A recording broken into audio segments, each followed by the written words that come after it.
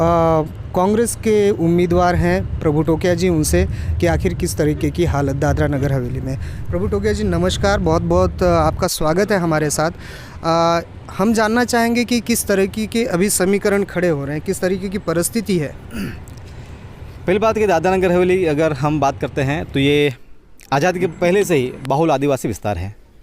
और जब से हम दादरा नगर हवेली भारत के साथ मर्ज होने के बाद अब तक जितने भी जो नेता बने हैं गांव से लेकर प्रदेश स्तर पर,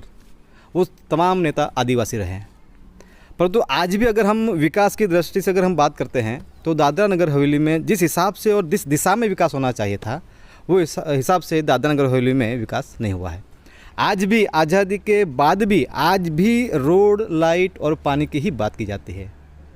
रही बात आदिवासियों के जो उत्थान की अगर हम बात करते हैं तो आज तक जितने भी नेता आए हैं प्रदेश में या जो भी अधिकारी आए हैं, वो लोगों ने सिर्फ और सिर्फ आदिवासियों को स्कीम और योजना की बात की है। कभी भी आदिवासी समाज के जो संविधान में जैसे अनुसूची 5वीं की बात आती है, अनुसूची 6वीं की बात आती है, पैसा कानून जो 1996 की बात आती है, या फिर अनुच्छेद 13(3) का जो रूढ़ी प्रथा के बाद जो आदिवासियों की जो कस्टमरी लॉ की बात आती है, ये तमाम जो संवैधानिक अधिकार है,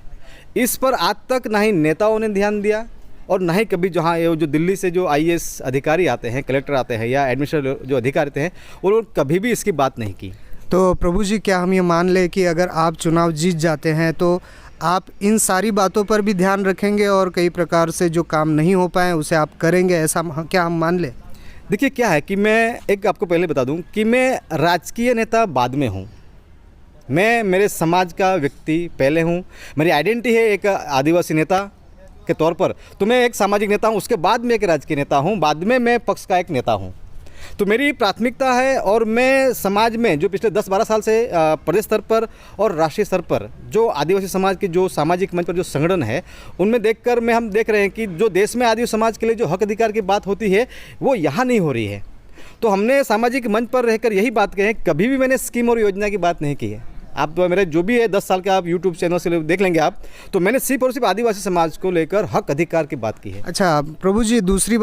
बात ऐसी भी है कि आखिर कोई तो बात होगी ना जहाँ पे यहाँ के लोग वो बात नहीं समझ पा रहे, जिसका फ़ायदा यहाँ पे जो चुनाव में खड़े होते हैं वो सारे लोग ले लेते हैं, जो चुनाव में जीत कर आते हैं वो ले लेते हैं। ऐसी कोई तो बात होगी ना, क्या बात है कि लोग इस बात को समझ नहीं पा रहे? लोगों में एक जो भ्रमणात्मक मानसिकता बनाई गई है, जो आदिवासी समाज से ज़्यादा एक व्यक्ति विशेष को महत्व दिया गया है। और ये हमारे समाज में एक आप मानसिक स्तर पर ये कहो या कोई एक तकलीफ भी कहो, ये तो हम ये देखते हैं कि हम किसी भी व्यक्ति को एक बहुत ज़्यादा महत्व दे देते हैं और उसका आज तक जो भी राजकीय नेताओं ने उसका सिर्फ गलत फ़ायदा लिया है, वोट के रूप में इस्तेमाल किया और छोड़ दिया। अच्छा, दूसरा सवाल, एक ऐसा भी सवाल आता है कि जैसे अभी चुनाव होने वाले हैं तो शायद आप इस वजह से ऐसे बोल रहे हो या इस तरह बोल रहे हो। हम ये जानना चाहेंगे कि यहाँ के जो गांव के लोग हैं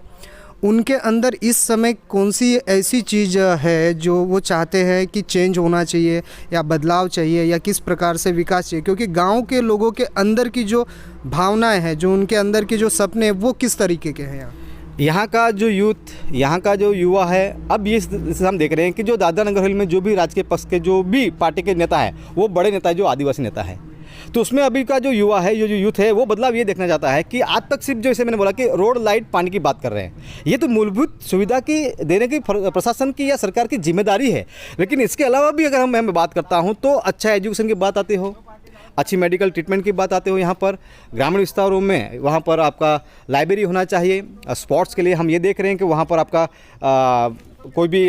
स्पोर्ट्स को लेकर अगर हम जिम की बात आती है वो होना चाहिए। अगर सिलवासा में अगर गार्डन है तो वो ग्रामीण विस्तारों में यूथ जो वहाँ पर बुजुर्ग वर्ग है उनके लिए भी ऐसा होना चाहिए। जो इस तरह से कि नया सिलवासा की अगर हम बात करते हैं तो साथ ही साथ में यहाँ पर जो भी नेता या जो भी अधिकारी इसके ऊपर बात ना करते हुए यहाँ पर सिर्फ यही देख रहे हैं कि युवाओं को जैसे मैंने कोई लोभावनी स्कीम और केंद्र की सरकार से जो योजना आती है उसकी सिर्फ बात होती है। आज अगर एजुकेशन की बात करते हैं, आपको दादरा नगर हवेली में मुझे बहुत दुख के साथ कहना पड़ता है, इतना करोड़ों रुपया पैसा आया है, फंड आया है, और विकास की दृष्टि से अगर एजुकेशन की बात करते हैं, आज तक दादरा नगर हवेली में एक भी IAS आईपीएस, आईएफएस या आईआरएस जैसा व्यक्ति अभी भी किसी ने सिविल सर्विसेज क्रॉस नहीं किया है। मुझे कहना, दुख के साथ मुझे कहना पड़ता है, शासन प्रशासन मगर कोई आईएएस अधिकारी आता है। आपके गुजरात में एक तालुका है उमरगाम, वहाँ पर जो सिविल सर्विसेज के लिए स्पीपा लेवल के कोचिंग सेंटर है। दादरा नगर हवेली बहुल आदिवासी विस्तार सेंटर के सीधे ताबे में चलता है और आज तक यहाँ पर not only for the tribes,